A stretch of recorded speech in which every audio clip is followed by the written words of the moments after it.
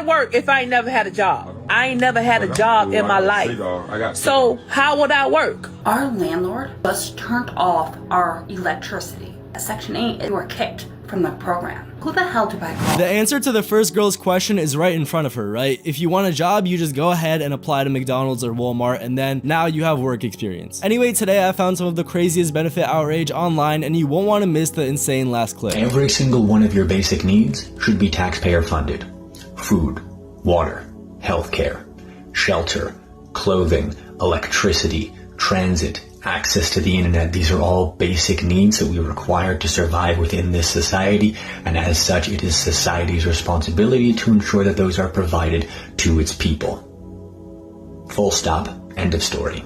Have a day. You could just say that you're lazy, unskilled, and unable to take care of yourself, but sure, let's play this out. I go to work, it's payday, I come home, I look at my paycheck, and the government has taken almost all of my paycheck from me to put into this taxpayer fund to redistribute to the rest of society. Well, that sucks. Why should I be the one who has to labor when I could just stay home and the government's gonna take care of me? So I quit my job. Then everyone else starts quitting their jobs because the government's gonna take care of us, right? But oh shoot. Now we're having mass supply chain issues because we don't have enough production. So then the government starts assigning jobs because society's gotta run, you know what I'm saying? So you get assigned a job, and if you don't do your assigned job, then you don't get your rations. Congratulations, now you're a slave. So I'm pretty sure most of us have came across someone like the first person who thinks that everything should be funded by the taxpayers. And like the second person described, once you have that, you're a slave and you basically just have communism at that point.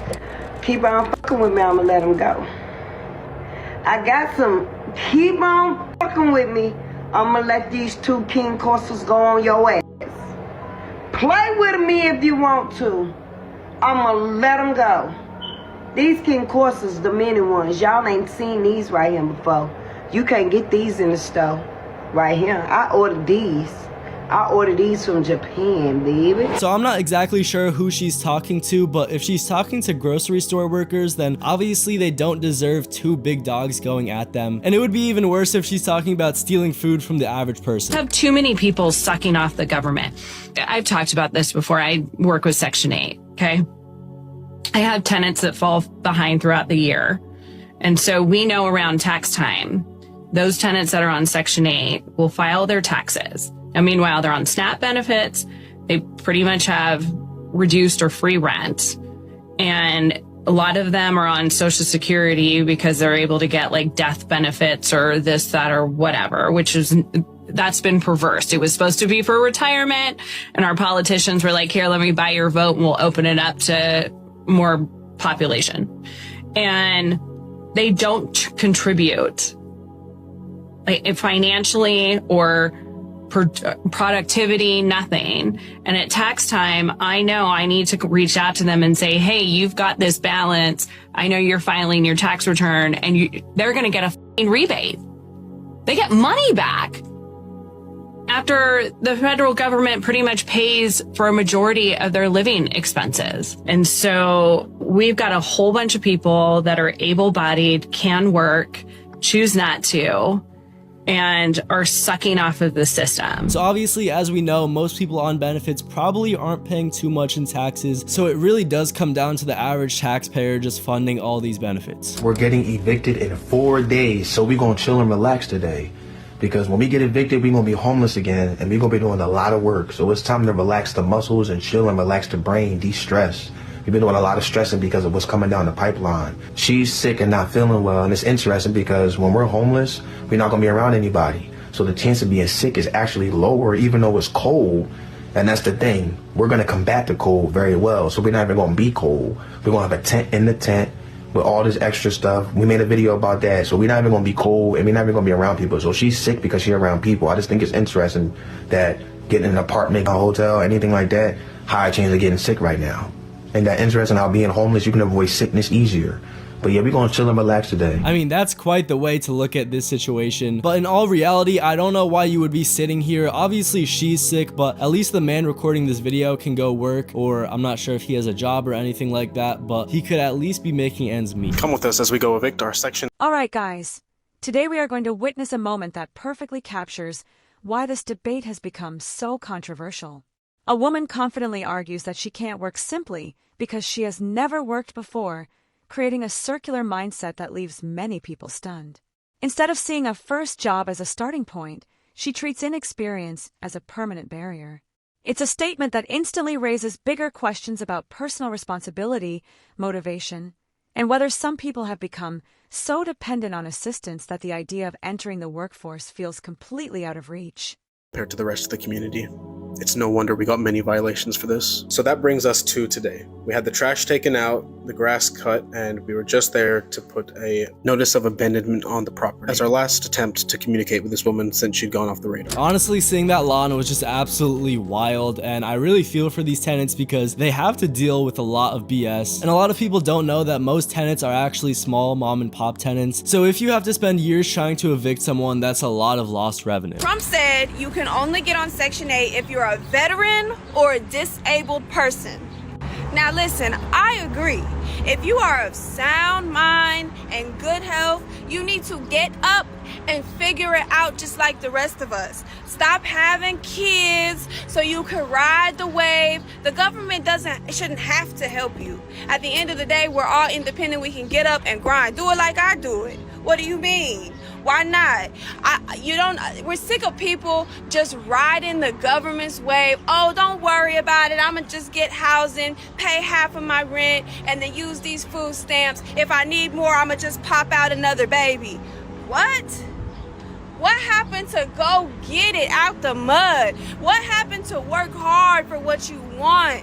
What happened to that type of thing?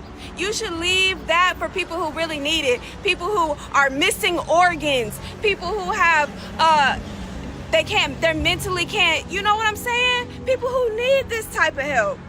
Y'all don't. Let's be honest. Y'all don't. Honestly, I agree with everything that this woman is saying, and I really think that this should be common sense, but a lot of people don't seem to think so. And it is quite sad because people who are actually capable of going out and working jobs are taking up some benefits that veterans and disabled people cannot get because of them. The reason why I ain't got a job, because I ain't never had a job, and I don't know what it feels like to work. So how would I be able to cope with working if I ain't never had a job? How would I be able to work if I ain't never had a job?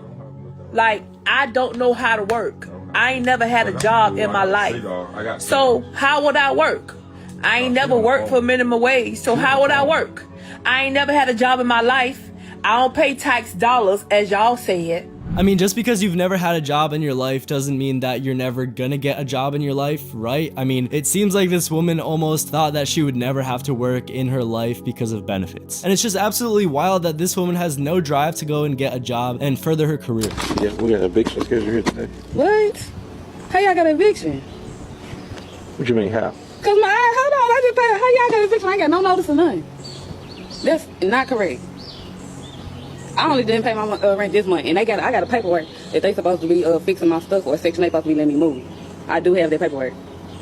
This the only month I ain't paid it, because they supposed to be fixing stuff out of 26. Who's supposed to be fixing? Section 8 is paying. Yeah, Section 8 pay my rent. And so what happened for you to get behind? I'm not behind. What they saying I owe, because I don't owe nothing but this month. So okay, but what I'm saying is what you ended up in court for some reason. 4 months ago. Okay, you went to court. But I've been paying it. I've been paying. I no lie, I have been paying. So I got the. Want me to get the papers? Because I got the papers. They got 26. Let me explain this to you. Now, the only thing I can do is an eviction. I can't mediate the case. I can't. So you saying I have to get out like right now? Yeah, we're about to do it now. What? Are you kidding me? Yeah. Tell me, there's nothing I can do. I have this that's issued from the court. What? I'm gonna give you a copy of it. It is crazy. I just had it fixed. That is crazy. You can read it. So what y'all gonna do? Kick my door in or come in anyway? Yeah, that's why the locksmith is here. If you weren't here, if you don't open the door, we're gonna come in. And that's what it is. It's called forcible entry and detainer, FPD. Can y'all give me a second? Cause my kids in here. Oh my God! Like I was not warned of nothing. Buckle up, guys, because this is where things take a dramatic turn. What starts as an ordinary day suddenly becomes a nightmare when a tenant learns she is being evicted on the spot. Confused, emotional, and insisting there must be some mistake, she desperately tries to understand how everything unraveled so quickly. Meanwhile, officials remain focused on carrying out a court order, creating a tense clash between personal hardship and legal reality. Whether you sympathize with her or not, this moment highlights how fast unresolved housing disputes can spiral into life-changing consequences. So they deal with criminals, criminal law. Oh my God, this is They don't deal with absurd. civil. Like where I'm gonna put my stuff, I cannot put. You don't have anybody you can call? That's what I'm saying. Like, can you give me a second? Cause this is crazy. Like. Okay, then what I normally do, I come in, I take pictures of everything in the house. After I get done with the pictures, then I bring the crew in. And he's gonna go ahead and start working on a lock to change the locks out. This crazy. Yeah, this is absurd. This is absurd, like literally. I'm not warned of nothing. You gotta get somebody warned. Yes. This is they can put my stuff out right now. Right now. Like, what? How many people in the house? My son in there. You need to get all your valuables together.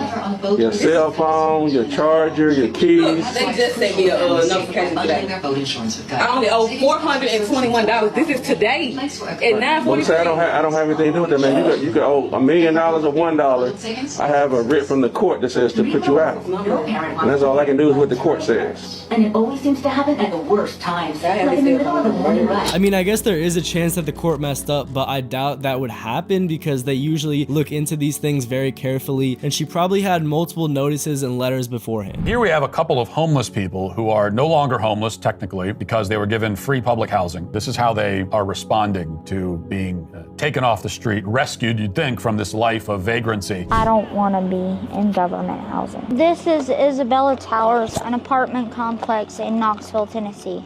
It's just terrible. And it's just too small. But you could kind of make this nice, about the size of mine back home now. Come on, we gotta learn a little gratitude. This is a heater. I would prefer this personally to living on the street. It's about the same, really. It's really about the same because we would have more freedom out there, though. We wouldn't care if we lost it today, though. You wouldn't care? Nah. Got the TV, AC, shower. The only two things locked door. Yeah, we consider this still homeless. I mean, I still believe. I want to live in a house where I could actually go outside and do yard. This video is honestly more sad than anything else, and you can kind of tell that these people probably aren't in the best mental state, but still it is clear that they're being very, ungrateful, and it's kind of wild to think that they don't see the value in at least being under a shelter. Our landlord just turned off our electricity. Okay? Our landlord just turned off our electricity because we didn't pay rent. Section 8 has been paying our rent for over 10 years. A couple weeks ago, my landlord shows up to tell me that Section 8 is 3 months late on our rent and that we were kicked from the program. She tried telling us that we had 2 days to come up with the rent. Well, it's been a few weeks. We don't have the money, okay? We have zero income. Everything was taken from us. Food stamps, cash assistance, our disability, everything. They just shut off our freaking electricity. We have no lights. We have no running water. We can't cook. And we have 6 kids. 6 kids. This is not legal. You cannot turn somebody's electricity off because they didn't pay rent. Who the hell do I call? Because now we are without lights, without electricity, no running water, no toilet, no shower. This is not okay. So you can love them or hate them, but landlords at the end of the day still need their money too, and if you haven't been paying rent for 3 whole months, then that has to be made up somehow. So I'm hearing that they're supposed to be doing away with Section 8. I don't know how true that is, but if it is true, it's about time. We got too many people that's taking advantage of the system. Too many people sitting around doing absolutely nothing. And guess what? We tired of it. Us working people are paying for you to sit around and do nothing. So while we out working 2 and 3 jobs, busting our chops and missing time away from our family, y'all at home chilling. Y'all up on the new Jordans, all the new clothes, all the new gadgets and gadgets, all the jewelry, all the bling, and all our hard-working money is going to food in the house and bills. We can't even spend that money on ourselves. More time at work than it is at home. It's not fair. It's time to get up, y'all. If you ain't disabled, if you have 2 working hands and 2 working feet, you gonna get up and you gonna get to work. It's the harsh reality. So just like this woman said, if you have 2 working hands and feet, then you should be working and you should be able to find a way to make ends meet. Some people don't even have the privilege of having 2 hands and feet and aren't even able to work because of illnesses and things like that, and you're choosing to just sit there. But guys, you won't want to miss this last clip. Hello everybody, Berkeley with Rental Household here. So I don't know if you guys know or if you've seen, but Trump is going to make Section 8 now. All right, guys, this final segment brings the biggest consequences into focus. A family claims they've lost critical assistance, fallen behind on payments, and are now facing a harsh reality with nowhere to turn. As the story unfolds, the conversation expands beyond one household and into a larger debate about welfare programs, accountability, and how long government support should last. Supporters see assistance as a lifeline, while critics argue it should be temporary and earned through effort. No matter where you stand, this discussion touches on issues affecting millions of people and shows just how divided opinions have become. If you enjoyed this video, make sure to like, subscribe, and turn on notifications for more content. Thanks for watching, and we'll see you in the next video.